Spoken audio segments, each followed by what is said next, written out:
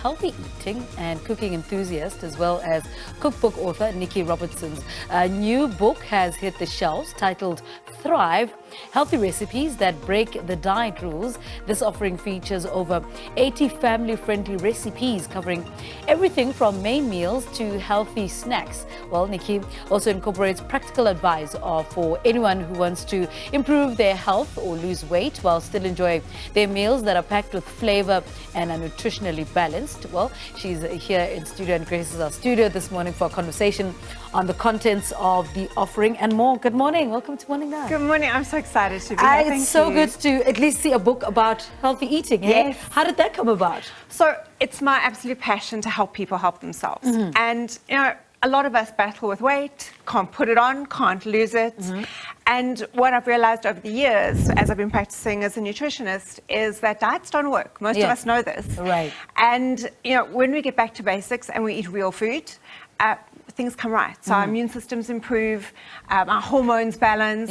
Everything just works when we eat food as nature intended. So when we drop the diets and drop the pretend food, so the processed food, which we love because it's engineered to be delicious, and learn to do that ourselves, a lot of things come right and it's not expensive. So that's really what I wanted to drive home. But why is it that diets don't necessarily work? Well, because they're not sustainable. Right. So they're unpleasant. So what happens when we decide to go on a diet? The first thing we do is we feel deprived and we feel like we're going to miss out and we're going to crave things. And dieting is anti-culture. It's anti-social, really.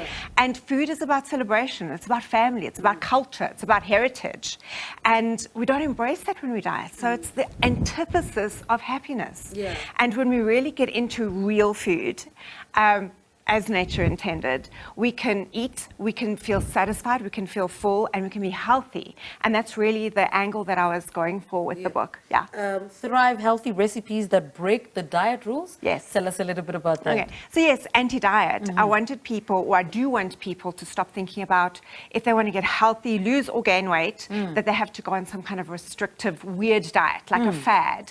And I mean, our social media feeds are full of fads and people standing there looking wonderful and telling us what diet they're doing and we should all follow that. But everybody's different and our bodies change as we age. So when you're a kid and you're active, your dietary needs are going to be quite different to when you are working and sitting in front of a computer all day.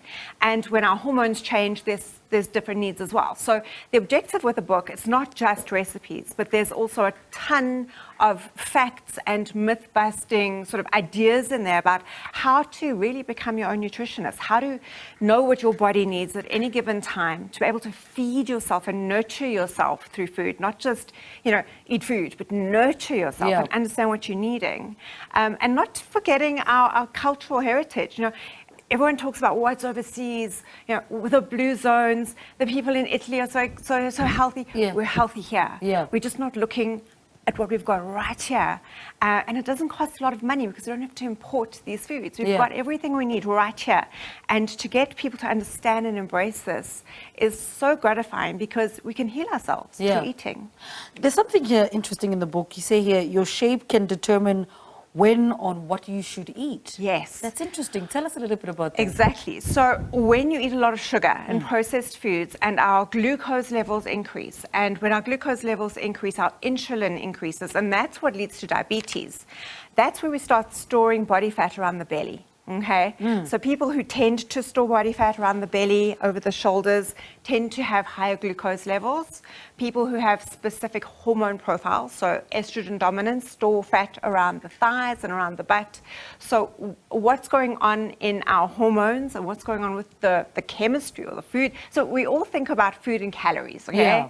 And calories are, yes, they count, but they're about 10% of the story. Okay. What the big thing is chemistry. So our food is chemistry and it dictates our biochemistry.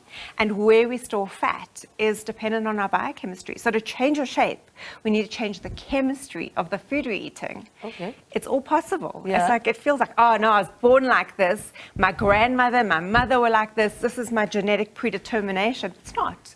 You can choose. You've got control of your destiny, about what you put in your mouth. It's absolutely incredible what we can do when we realize we've got the power and the control over our lives. I love how there's facts right at the beginning and then the food, then is at the bottom. I mean, apple cinnamon protein muffins is in there. Tell us a little bit about some of the recipes that are in there and the decision to include which ones and to exclude which ones. Okay, so what I really wanted to do was include a lot of comfort food. So what happens when we're feeling tired, stressed, emotional, we go for the things that make us feel good. And pretty much anything can be made healthier. That's the premise of this book. So whether you're wanting ice cream or chocolate brownies or cheesecake, but you don't want the sugar or the not so good stuff, it's all in there. There's a lot of stews, there's a lot of heavy, hearty comfort foods. Don't leave out meat at all. There's everything in there. I really don't believe we should be leaving out an entire food group. So there's everything in there, but it's real food using real fresh ingredients. And these things, when we cook seasonally, when we shop seasonally, when we shop locally, the price of these things come down. When we shop at a takeout, the food cost goes up and everyone thinks eating healthy is expensive. When we get somebody else to cook for us and they put their margins on, that's what's expensive. But when we make it at home and we share it, make it for a family and we share it with our neighbors, that's when our food costs come down. And that's when we can eat locally and we can eat much less expensively, but increase the quality of the foods we're eating. And you feel better. I mean, most of us, when we eat a home-cooked meal, no matter what it is, we feel better, we feel nurtured, we feel more grounded. But you can do that 100% healthier and your body will benefit. Your medical costs will go down when you eat like this. What were the highlights of putting this book together? What lessons came with this project? So there was, I'm just completely dumbfounded that it all came together in the end anyway. But watching people make these recipes was the most gratifying part for me. So I create recipes, but watching other people make them and enjoy them and seeing them in a book was a huge lesson for me, because you've got ideas in your head, but when you see it manifest, it's so incredible to see it work. What's been other response, the best compliment you've received about the book so far?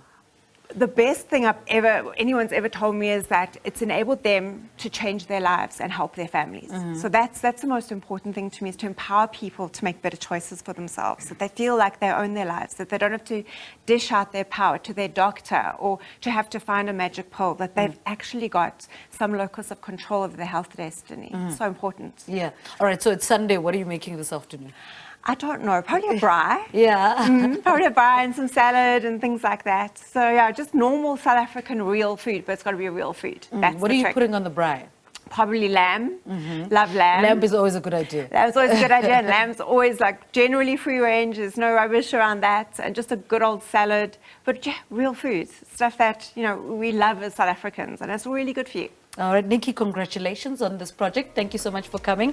Nicci Robertson talking to us about her book, her new book rather. It's called Thrive, Healthy Recipes That Break the Diet Rules.